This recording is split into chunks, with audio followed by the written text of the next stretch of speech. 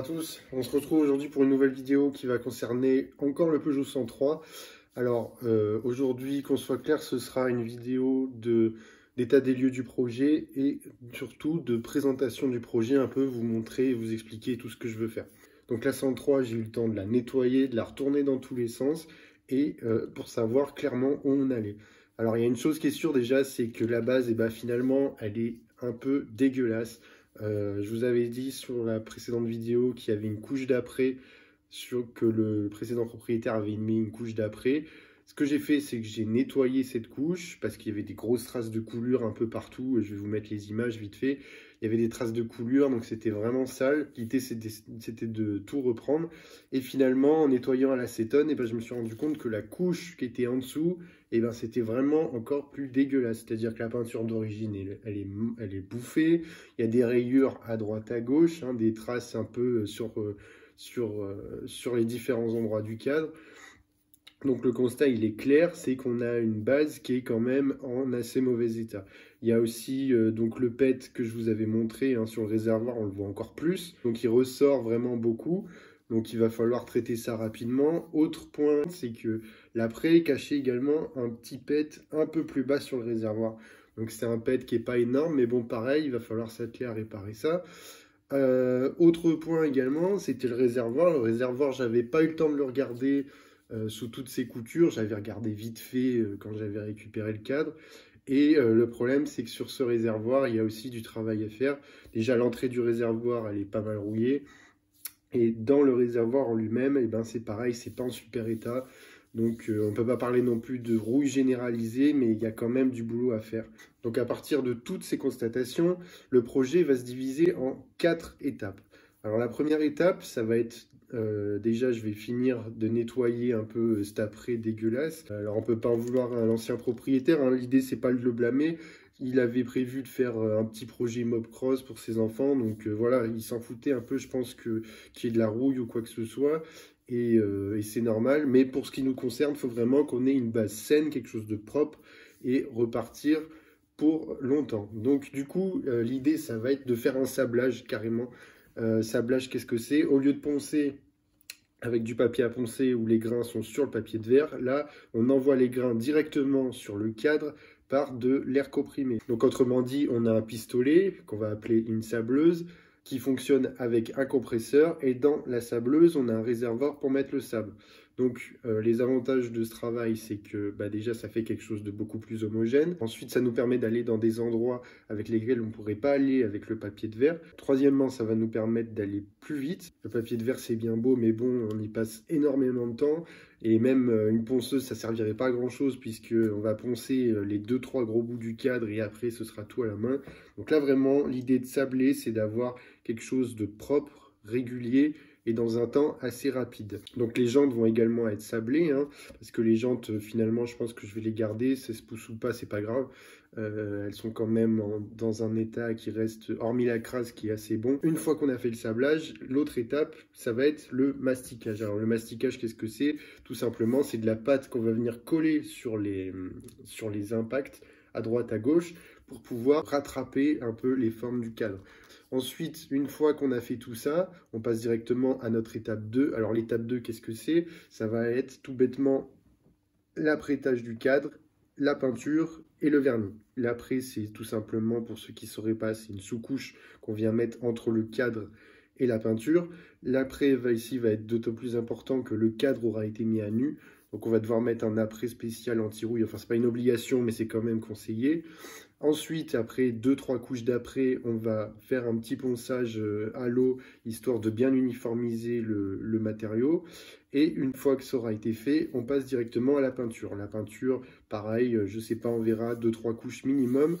Pour la marque, je ne saurais pas vous dire encore ce que ça va être. Tout ce que je sais, c'est que ce sera la bombe, parce que pour des questions financières, voilà, je vais aller au plus simple. La peinture au pistolet, certes, ça fait un résultat plus propre, mais le coût n'est pas du tout le même. Moi, l'idée, c'est de faire quelque chose de bien, mais aussi d'adapter à mes moyens. La peinture à la bombe, quand c'est bien fait, quand les conditions sont favorables, il n'y a pas de raison, ça fait un travail qui est très propre. Ensuite, on passera le vernis. Le vernis, pareil, 2-3 couches, quelque chose d'assez résistant. Il ne faudra pas lésiner sur la qualité, histoire de protéger les couches qu'il y a en dessous. L'idée étant bien évidemment de ne pas avoir à repeindre dans 2 ou 3 ans, de faire quand même quelque chose qui tient sur la durée. Ensuite, une fois qu'on a fait tout ça, on passe à notre étape 3. Alors l'étape 3, ce sera la commande des pièces et le montage, en sachant qu'il y a déjà des pièces qui ont été commandées. Je vous montrerai tout ça prochainement. Par exemple, les autocollants. Les autocollants, c'est des choses qu'on ne trouve pas forcément tout de suite.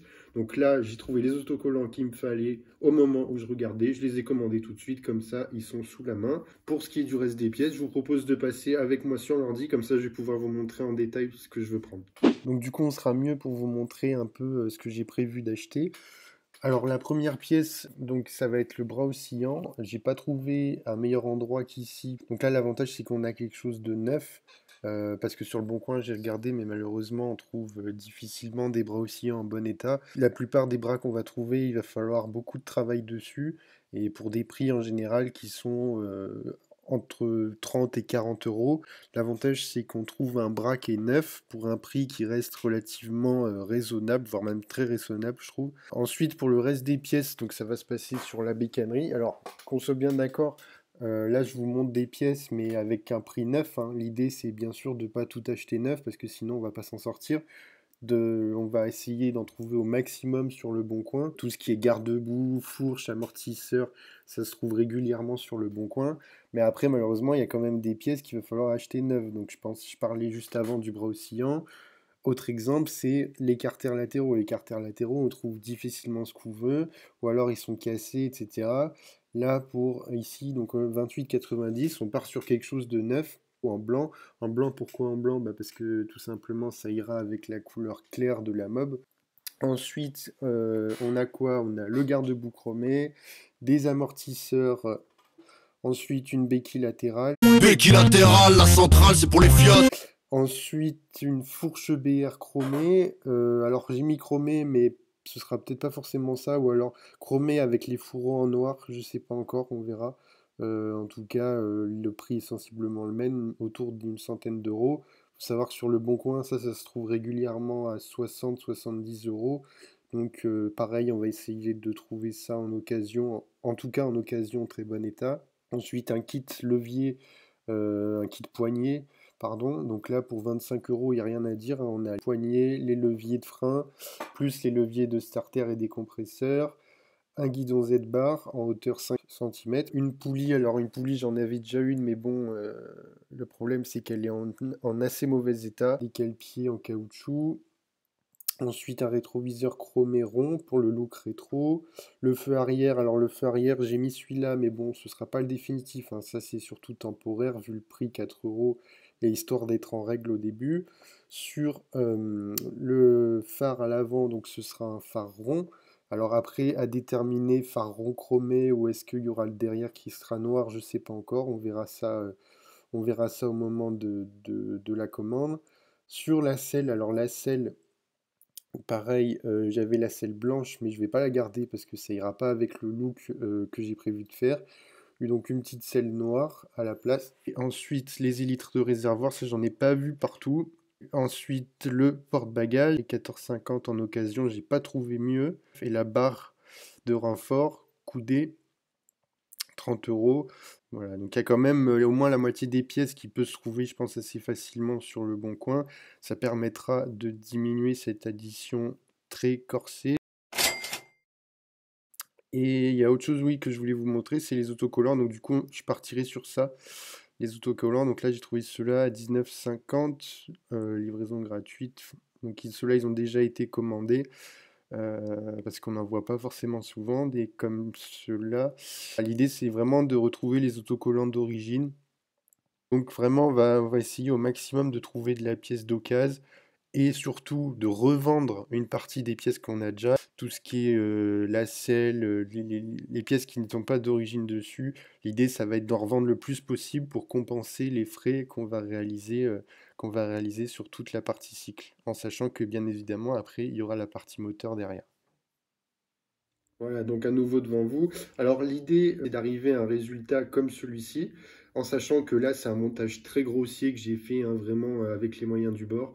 J'ai fait ça en une trentaine de minutes, mais c'est vraiment pour donner un ordre d'idée de ce que donnerait le projet avec en très grande partie toutes les pièces que je vous ai montrées, en sachant qu'il y a 2-3 détails près. Globalement, on a l'esprit général de la mob, et l'idée, c'est d'arriver à quelque chose comme ça.